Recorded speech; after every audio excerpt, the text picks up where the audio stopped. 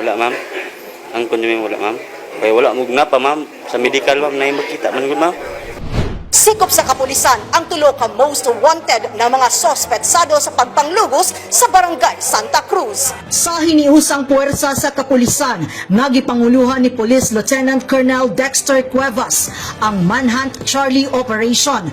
Kini usa ka dako nga operasyon nga focus nga madakpan ang mga giilang most wanted og sa giisyu nga warrant of arrest nga gikan sa Regional Trial Court 11th Judicial Region, Branch 34 Panabo City, Davao del Norte sa kasong rape. Sa Barangay Santa Cruz, usa ka babae ang mireklamo og naghaon og kaso batok sa tulo ka mga sospetsado nga matud pa siya gilugos sa usa ka grupo sa mag-igagaw nga mga lalaki nga anana sa saktong pangidaron nga puros taga Barangay Santa Cruz, Panabo City. Sa interview ngadto kay Chief of Police, Police Lieutenant Colonel Cuevas, iyang gisaysay ang pagsikop sa tulo ka mga sospetsado.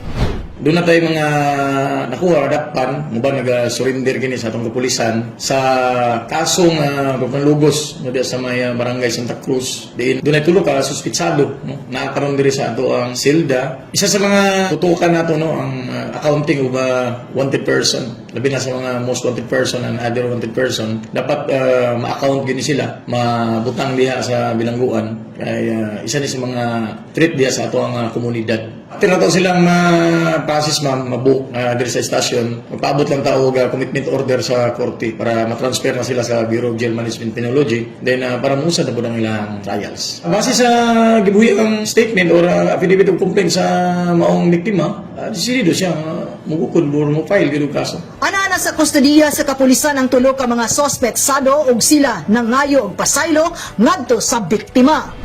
Kung tinana man lang pag tinanaw lang sa mo, ma'am. Pasayloan lang mi kung tinana lang tinanawan lang sa mo abato ma'am.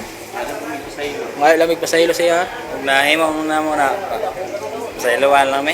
Kami ngahi di pasaylo sa inyo ha. Sa manggaling. Pero 13 mo sa bahay. Pero kami ran tulong mo na kuan lutan ma'am. Ang kaso nga giatubang sa tulo walay bail bond nga girekomenda apan ana sila'y higayon nga mapamatud-an ang ilang kaugalingon nga sila not guilty.